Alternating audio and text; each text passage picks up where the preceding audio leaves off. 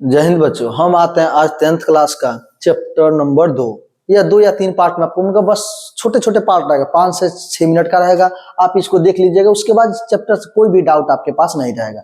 अब हम आते हैं बहुपद पोलिनोमियल्स। तो इसको देखिए, इससे बहुत ज्यादा ऑब्जेक्टिव आता है। अब सिंपल ऑब्जेक्टिव आता कैसे है, देखिए बहुपद किसे कहते हैं, सबसे पहले यह जानकारी होना चाहिए। बहुपद देखो बाबू, पोलिनोमियल्स बहुपद उसे कहते हैं वैसा बीजीय व्यंजक जिसमें प्रयुक्त चर का घात जो होता है ना, पूर्ण संख्या होना चाहिए। तो सबसे पहले पूर्ण संख्या किसे कहते हैं, तो 0 1 2 3 4 डॉट और अनंत अर्थात प्रकृत संख्या के परिवार में 0 मिला देते हैं, उसी को पूर्ण संख्या कहते हैं।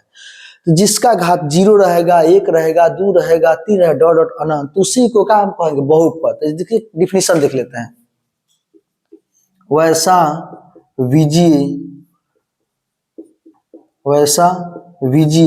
व्यंजक जिसमें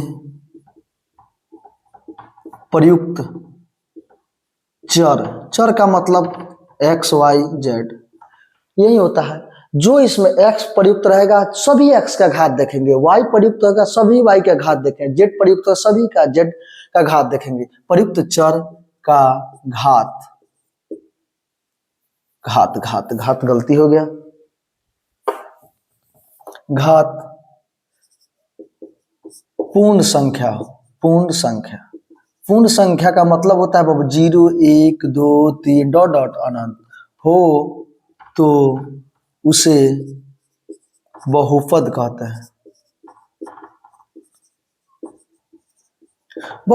हैं। जैसे देखो एग्जांपल के साथ आप सहारे समझ सकते हैं। 2x² प्लस √2x प्लस 3 एक बहुपद है कि नहीं है, सिंपल देख लेना है। अब देखिए यहीं पर सिंपल इस देखेंगे हम बीजीय व्यंजक उसे कहते हैं जिसमें चर और अचर दोनों रहता है। देखिए अचर भी है चर भी है। इसमें देखते हैं इसका घात कितना है, तो इसमें भी x है, इसमें दोनों x का जितना चर प्रयुक्त है सबका घात देखेंगे। तो इसमें x का घात कितना है बाबू, 2 है, इसमें x का घात 1 है। देखो 2 1 दोनों पूर्ण संख्या है कि नहीं है, तो ये बहुपद कहला जाएगा। सिंपल यही समझना है कि कोई भी बीजीय व्यंजक दिया रहेगा उसमें प्रयुक्त सभी चर का घात देख लेंगे, पूर्ण संख्या रहेगा तो उसको बहुपद कहेंगे, नहीं रहेगा तो बहुपद नहीं कहेंगे। तो सिंपल। अब देखो ऑब्जेक्टिव आता कैसे है। पहला नंबर क्वेश्चन कहेगा निम्न में कौन बहुपद है, सिंपल इतना ही आपसे पूछेगा। अब देखो 1 नंबर में दे देगा √2x² plus 3x plus 2। 2 number में दे देगा 2x के पावर -4 2x के पावर -2 प्लस 4। 3 नंबर में दे देगा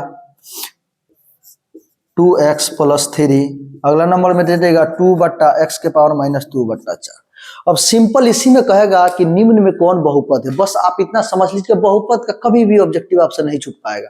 सिंपल देखते हैं जितना प्रयुक्त चर है बाबू उस सबका घात पूर्ण संख्या की नहीं। यहाँ पर देखते हैं √2x², रूट अंडर जो 2 गो रहता है एक बाहर निकल जाता है, तो यह बाबू 2 गो है तो 1 गो बाहर निकल जाएगा, इतना हो गया।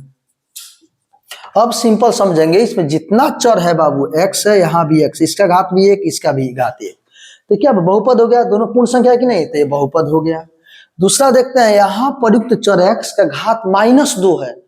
अगर प्लस में करना तो नीचे चल जा रहा है, नीचे से ऊपर जाकर माइनस में, तो घात -2 हो गया बाबू, तो कभी भी बहुपद नहीं होगा। माइनस है कहीं पूर्ण संख्या में, नहीं तो बहुपद नहीं कहलाएगा।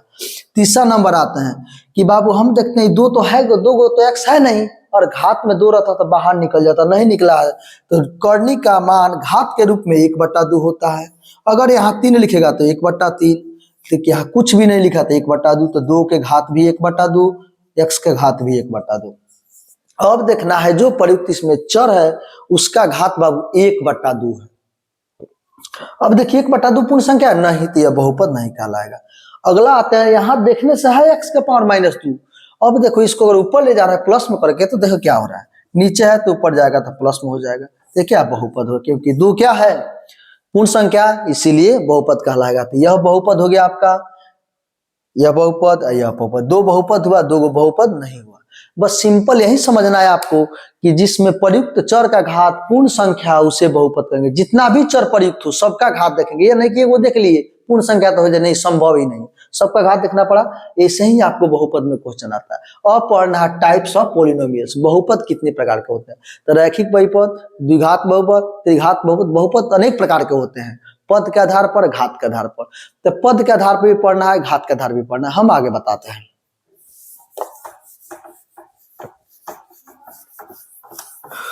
अब देखिए सिंपल अब पढ़ना है बहुपद कितने प्रकार का होता है। तो घात के आधार पर हम बता दे रहे हैं, घात के आधार पर, घात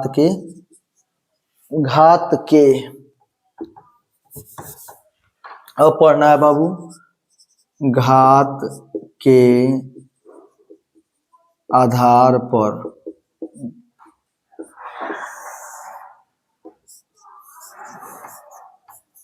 पहला होता है रैखिक बहुपद, रैखिक बहुपद, इसका इंग्लिश होता है लीनियर पोलिनोमियल्स। दूसरा होता है द्विघात बहुपद, क्वाड्रेटिक इक्वेशन, क्वाड्रेटिक पोलिनोमियल्स। गलती से इक्वेशन बोला गया। देखिए पहला होता है रैखिक बहुपद, लीनियर पोलिनोमियल्स। दूसरा होता है द्विघात बहुपद, तीसरा होता है त्रिघात बहुपद, क्यूबिक पोलिनोमियल्स। यही तीन मुख्य इनपुट होता है अनेक प्रकार के, लेकिन पढ़ना है बस इतना ही। पूछेगा आपको घात के आधार पर बहुपद कितने प्रकार, तो अनेक प्रकार के होते हैं। पहला पढ़ना है लीनियर पोलिनोमियल्स, दूसरा क्वाड्रेटिक पोलिनोमियल्स, तीसरा क्यूबिक पोलिनोमियल्स, अर्थात रैखिक बहुपद, द्विघात बहुपद, त्रिघात बहुपद। अब इसके बारे में हम पारा पारी पढ़ें, क्या चीज इसमें पढ़ना है नहीं पढ़ना है। अब पहला हम आते हैं रैखिक बहुपद पर। रैखिक बहुपद सिंपल इसका डिफिनेशन होता है, बिना घात वाले बहुपद को रैखिक बहुपद कहते हैं, अर्थात जिसका घात एक हो उसी को रैखिक बहुपद। घात एक वाले बहुपद, बस सिंपल यही समझना है, जिसका घात एक हो उसे रैखिक बहुपद कहते हैं। अर्थात यह भी पूछ सकता है बिना घात वाला, अगर हम बाबू x लिख दिए हैं, कुछ नहीं है तो वन घात हम समझते हैं, तो बिना घात वाले बहुपद को हम क्या कहते हैं, रैखिक बहुपद कहते हैं। जैसे ax प्लस b। कोई पूछेगा बाबू कि रैखिक बहुपद का व्यापक रूप क्या होता है, तो ax प्लस b होता है। कोई भी बहुपद है, इसमें प्रयुक्त चर का घात है, इसमें प्रयुक्त जो चर है तो वही चर है x, इसका घात कुछ भी नहीं लिखा हुआ है तो एक है यहाँ पर। पूछेगा अगर बिना घात वाला बहुपद, बिना घात वाले बहुपद को क्या कहते हैं, तो उसको रैखिक बहुपद कहते हैं। इसके कोई भी घात नहीं है, सिंपल और कोई भी घात नहीं रहता है तो हम उसको एक समझते हैं। तो यहाँ पर ax प्लस b है। इसी पे पूछेगा रैखिक बहुपद का व्यापक रूप क्या होता है, ये व्यापक रूप हो गया, स्टैंडर्ड फॉर्म। व्यापक रूप यही कहते हैं ax प्लस b। नॉर्मल यही हमको हमेशा याद होना चाहिए कि द्विघात बहुपद रैखिक बहुपद का व्यापक रूप कहेगा तो ax प्लस b होता है। और पूछेगा शून्यक कितना होता है, तो शून्यकों की संख्या एक होता है। घात एक है तो शून्यक एक निकलेगा। अगर पूछेगा शून्यकों की संख्या कितनी होगी, तो एक होगी। अब देखिए इसको लिख दे रहे हैं कि आप लोग आसानी से लिख सकते हैं।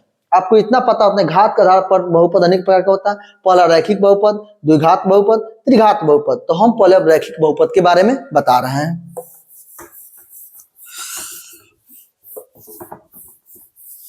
अब देखिए रैखिक बहुपद में क्या क्या पढ़ना है।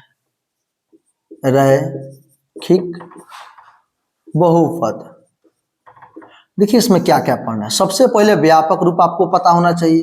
अगर व्यापक रूप पता ही नहीं रहेगा तो खरीद पाएंगे। 100 रुपए का नोट दिया जाएगा, पता चल नहीं 100 रुपए में कौ पैसा होता है, तो आप नोट बन पाएगा, संभव है नहीं है। तो सबसे पहले कोई भी बहुपद हम पढ़ते हैं उसको व्यापक रूप पता होना चाहिए। अगर किसी को व्यापक रूप पता नहीं है उसको ऑब्जेक्टिव कभी नहीं बन पाएगा उससे। तो सबसे पहले व्यापक रूप ax प्लस b हो गया, सिंपल। इसका कभी पूछेगा तो x प्लस, देखो घात आपको दिख रहा है, नहीं दिख रहा है तो एक उसको समझते हैं। तो बिना घात वाला बहुपद कोई पूछेगा तो रैखिक बहुपद। घात कितना होता है, इसकी घात की संख्या एक होता है, यही आपको। अगर पूछेगा शून्य कितना होता है, शून्य की संख्या पूछेगा बाबू, तो घात एक है तो एक हो गया। और शून्य कितना होता है, शून्य बराबर क्या होता है, माइनस b बाई a। आपको यही याद रखना पड़ेगा कि सबसे पहले व्यापक में ax, घात कितना होता है एक, शून्यकों की संख्या कितना एक, शून्य कितना होता है माइनस बी बाई ए। अब पूछेगा इसका ग्राफ, ग्राफ क्या कौन रेखाएं होती, कैसा होता है ग्राफ, तो सरल रेखा होता है। क्या होता है, सरल रेखा होता है। बस इतना ही आपको रैखिक बहुपद में याद करना है, सिंपल। बस आपको रैखिक बहुपद में इतना ही क्वेश्चन आ सकता है। ऐसे ही आपको पार्ट 2 मिलेगा द्विघात बहुपद, पार्ट 3 जो मिलेगा आपको क्या, त्रिघात बहुपद, क्यूबिक पोलिनोमियल्स। तो पहला ही सिंपल समझ लिया यहाँ तक। रैखिक बहुपद का व्यापक रूप होता है ax प्लस बी, घात कितना होता है 1 होता है, शून्यकों की संख्या कितना 1 होता है, शून्यक जो होता है ना माइनस बी बाई ए होता है, और ग्राफ पे सरल रेखा होता है। अब सिंपल, हमको बहुत बच्चा को कंफ्यूजन होता है माइनस बी बाई ए कैसे होता है। शून्य का मतलब क्या होता है, वैसा बहुपद इसमें प्रयुक्त चर का मान रखने पर 0 हो जाए बहुपद, उसी का कहते हैं शून्य कहते हैं। जैसे बाबू इसका व्यापक x प्लस बी है, कोई बहुपद हम मान लेते हैं, मतलब x का वैसा मान रखने पर बहुपद का मान कितना होता है 0। तो मान ले रहे हैं कि px इक्वल टू 0, तो ax प्लस बी बराबर 0। हमको x का मान चाहिए, कचरा है प्लस बी, इधर जाकर क्या हो जाएगा माइनस बी। यहाँ x का मान चाहिए माइनस बी बाई ए, यही शून्य कहलाता है। तो वही शून्य का होता है माइनस बी बाई ए। इसका पार्ट 2 आपको नेक्स्ट मिल जाएगा।